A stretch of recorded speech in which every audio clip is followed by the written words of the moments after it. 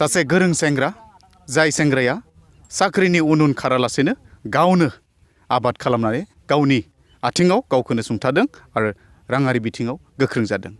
मानो बोरै जाखो बेखौ नायनो थांबाय। नैबे जाबाय आनारसनि बागान आरो बे आनारसनि बागानाव जों नायनो थांनि बिथाङा जाबाय लेमस्रां बर'आ बिराद 5 बिगानि आनारस आबाद खालामदों। फै।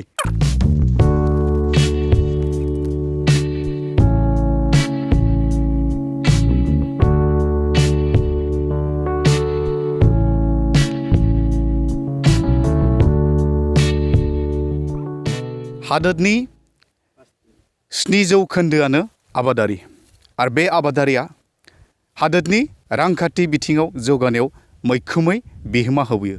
नाथाय आबादारिफोरनि सन्माना बेसे? नाथाय आथिखालाव गोनोखो आदबजों माखासे बायदि आबाद खालामनानै गावनि आथिङाव गसंनायजों लोगोसे रांनि बिथिङावबो गोख्रों खालामनो हानायनि बिदिन्थि मोननाय जादों। आरो बे बिदिन्थिया जाबाय उदालगुरि जिल्लानि बेरगावनि पानिसिलि गामियाव लेमसोरां बर' आरो गोमसार बर' बिदा फंबाय सानैया 5 बिगानि आनारस बागान बानायदों। आरो बे आनारस बागाना जोबोद समायना आरो फिथाइ थायगासिनो दङ। आथिखालावबो थायगासिनो दङ। दा बिथांमोना फाननानै बेसेबां मोनदों बेनि बागै माखासे खोथाफोरखौ जों नैबे समाव मिथिनो बिथां लेमसोरां बर'नि बिदा गोमसार बर' दङ। बिथांनिफ्राय सुंद'यै मिथिनो नाजागोन। दा नैबे आनारसखौ गायनायनि समाव बिथांमोना माबायदि गायजेननांगोन बेनि थाखाय आं मिथिनो नाजागोन। दा थोंजोङै आं बिथां गोमसार बर' दङ। गोमसार बर'निफ्राय मिथिनो नाजागोन। गिबियावनो टाइमेटनिफ्राय खुलुमनाय बाहरबाय। मानोना नोंथांमोना जोबोद खस्थ'नि गेजेरजों नैबे आनारस बागानखौ बानायदों। आरो बे बानायनाय समाव मा जाद होनाय जादों बेखौ एसे बुंनो। आदसा गिबियावनो आङो टाइम 8नि रादाब फोसावगिरि बिथांमोननिसिम साबायखर बावबाय। बे आनारसखौथ' जेनेबा जों फंबाया गायदों। बेनिफ्राय जोंबो मदद होदों। बेनिफ्राय दा बियो माने हाखौ थिखा सिस्टेम लादों 12 बोसोरनि थाखाय नामा। बेनिफ्राय दा बियो माने दा बेसेबां आनारस माने बेखौ गायनाय जाखो बेसेबां बिगा? आदसा आनारसआ दायो माने 5 बिगा गायनाय जाहैबाय। आजि 2 बोसोर गायनायजों माने 2 बोसोर जाबाय आरो दासिम। ओमफ्राय अब्ला सरासनस्रायै माने बिगासेयाव बेसेबांसो रोजा माने गायनो हायो? बिगासेयाव जोङो बिब्दिनो 2500 बा 2700नि गेजेराव जों गायनो हायो बिगायाव आनारस दंफांखौ आरो।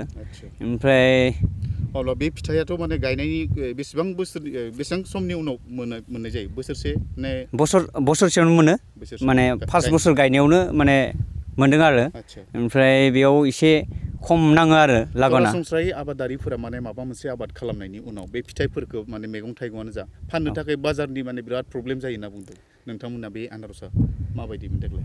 आदसा माने जोंनि नैबे जिथु जा फंबायनि आनारस माने बियो एसांलाय माने प्रब्लेम जादिया।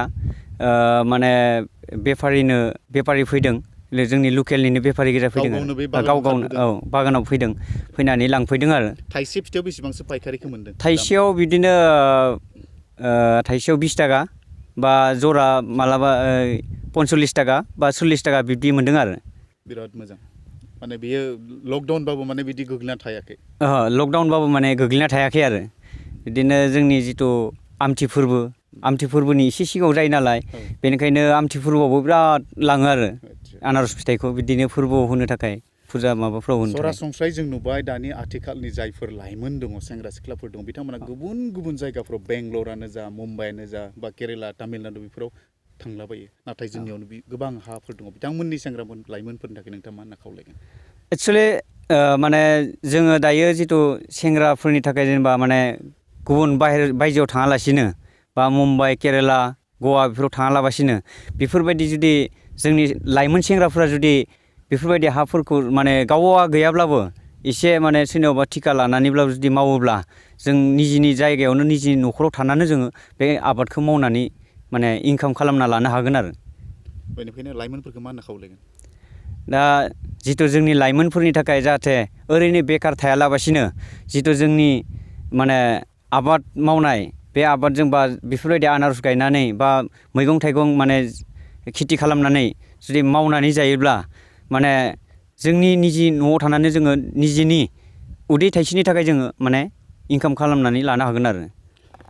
जोबोद बाख्नायथावना बिथाङा बुंदों जे माने गोजान गोजान जायगाफोराव जुदि थाङालासिनो गावनि न'आवनो ओनसोलावनो गोबां हा गोग्लैसोना दङ बेफोरखौ जुदि लानानै लिजाव लानानै जुदि आबाद खालामोब्ला बे जानो हागौ थालिदानो जानो हागौ आनारस जानो हागौ बा मैथ्रु जानो हागौ बेबायदि गोबां माने आबादफोरखौ खालामनानै गावनि आथिङाव गावखौनो सुंथानायजों लोगोसे समाजनिबो ओनसोलनिबो आरो रायजोनिबो मोनसे रांखान्थि बिथिङाव गोसार होनाय एबा जौगाहोनो हायो बे मोनसे माने गोथां बा बिदिन्थि।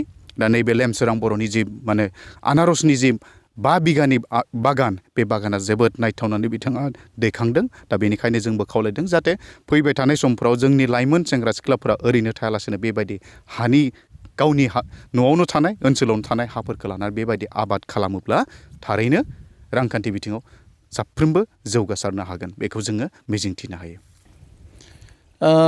नंगौ बिथाङा आंनिनो फंबाय लेमस्रां बर'आबो आरो बिसोरो नैबे खामानिखौ जागायजेननाया आथिखालाव 2 बोसोर जालांबाय आरो 2 बोसोराव आं नुदों आरो बिथांखौ बेहाय जोबोद खस्थ'नि गेजेरजों खामानि मावहोनानै लेबार लगायलायनानै माखासे प्रफिट जादोंखौ आंबो नुदों। मानोना बिथांनि बागान सेर सेर आंबो सम सम बेरायनो फैयोब्ला नुयो माने जायगायावनो फैनानै बै बेफारिफोरा बिथांनि जि आनारस फिथाइ बे फिथाइखौ खानानै लाङो आरो लांनानै गुबुन गुबुन जायगायाव फानहैयो। माने आं बिथांनि जि नैबे बागाननिफ्राय नुनो मोनदोंदि माने बिथाङा फैगोन समफोराव ओरैबायदि माने प्रफिट जागोन आरो ओरैबायदि रां आरजिनो हागोन आं बेखौ नुहुरदों बिथांनि जि नैबे आबाद मावनायनि गेजेरजों। लाइमोन सेंग्रा सिख्लाफोरखौ नोंथांनि बायदिब्ला माबायदि जानो? आङो लाइमोन सेंग्रा सिख्लाफोरखौ आं नैबेखौनो खावलायनो सानदों नैबेबायदि जे गोग्लैसोना थानाय हा जोंनियावथ' गोबां दङ आरो बे हिसाबै जाय जाय जायगायाव गुबुन गुबुन आबाद मावजायो बेफोरबायदि जायगायाव आबाद मावनानै गावबा गावनि जि गावसुंथाजों लोगोसे न'खरनि लोगोसे गोबां रां खामायनो हागोनखौ आं नुहुरदों आरो निस्सय साफ्रोमबो बिदि दायित्व लानानै बेफोरबायदि खामानिखौ मावोब्ला जोंनियाव निस्सय जि मोनसे बेकार जेंना बे बेकार जेंनाया लासैनो जोबलांगोन होननानै आङो आसा फारिनो हायो।